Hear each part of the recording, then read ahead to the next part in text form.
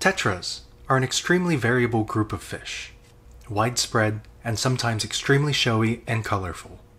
The average or budding aquarist may have kept a species of an African tetra before, the Congo Tetra, but tetras as a whole largely seems more synonymous with South American fish. This may be due to higher prices, long grow-outs, and little accessibility to information. In this video, I want to quickly highlight some of the species of African tetras that I have kept. More seasoned aquarists may be familiar with a few species on this list, but some of these species may be new to even the most passionate Congo Tetra fans. Part of what makes Congo Tetras an interesting group of fish is that many fish currently in the trade are likely misidentified or mislabeled. This video isn't intended to definitively identify any of the Congo Tetra species, but will touch on some of the ones that I have kept, as well as some of the experiences and observations that I have had with them. Some may associate African fish with hard water, but most African Tetra species that I have encountered come from soft water. For example, the cherry red Congo Tetra needing lower TDS and pH to show its full color, due to its natural range.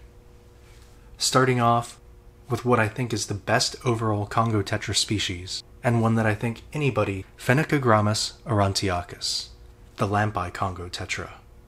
Lined with thick, bright, shimmering yellow-gold bands contrasted with darker gray-brown bands in between, and showcasing a bright blue luminescent eye, hence the lampi Congo Tetra moniker. They are one of the few Congo Tetra species that show color from a small size.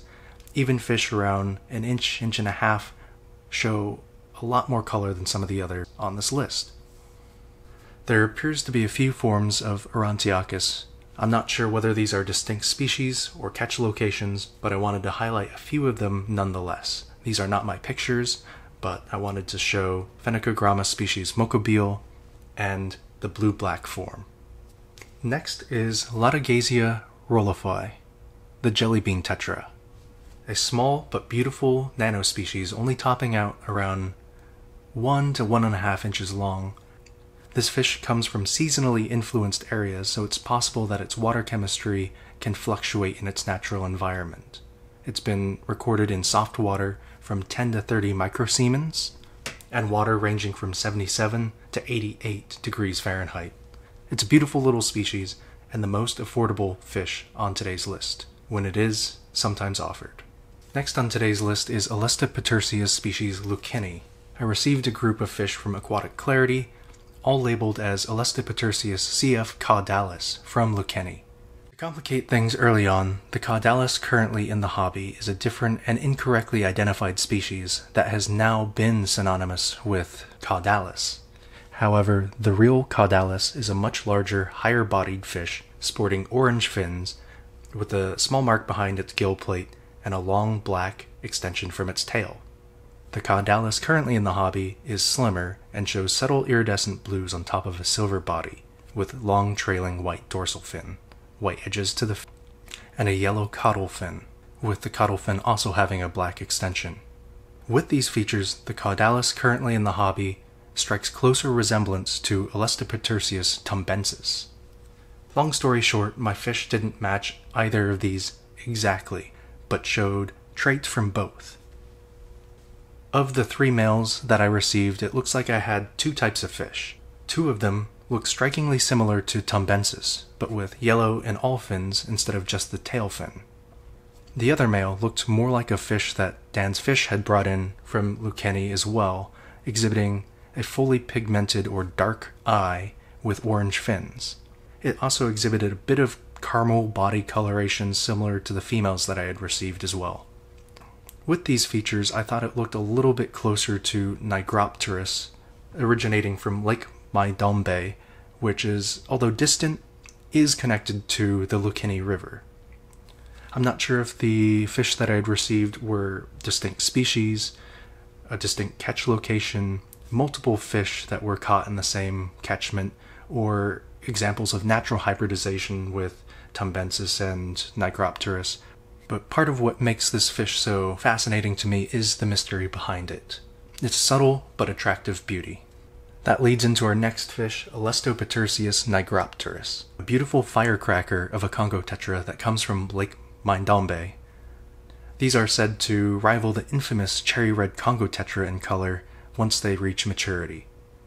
My fish are currently settling in, and I'll follow up with an update on these fish later on.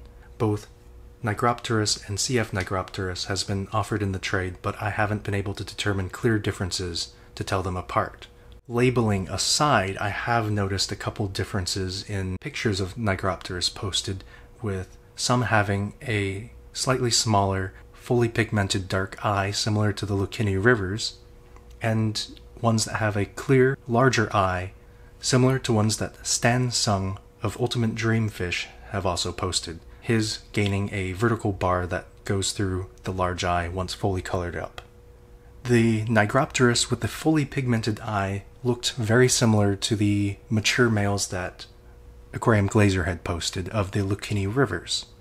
Is there some connection, or just coincidence? I don't know. Elastopatersius ngoko.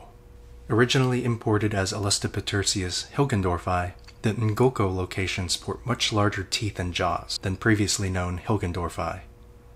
This species sport large eyes and jaws with brilliant shimmering blue to its top half. It strikes some resemblance to the real Caudalis, but for now I think it's wise to treat it as a separate species and/or catch location until genetic work can be performed. Elastopatersius leopoldianus.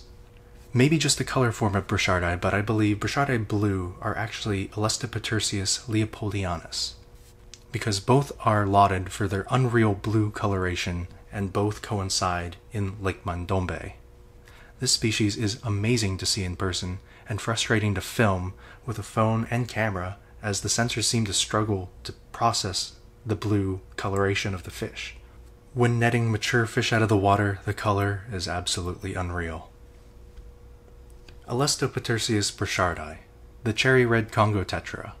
The red form of Burchardi is said to come from Mbandaka. Although I received mine months after my group of Leopoldianus, they grew much larger, and the color was much more concentrated into the fins until I dropped the pH. Once I dropped the pH, they took on another level of color, dropping their fins from orange to a deep red.